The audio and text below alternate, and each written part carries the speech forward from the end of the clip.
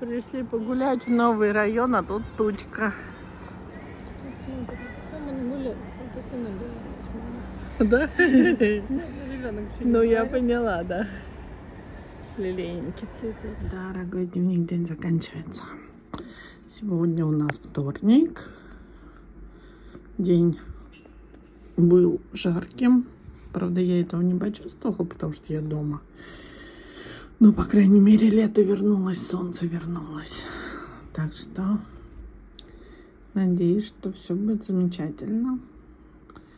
И лето должно быть летом все-таки. Кто бы что ни говорил.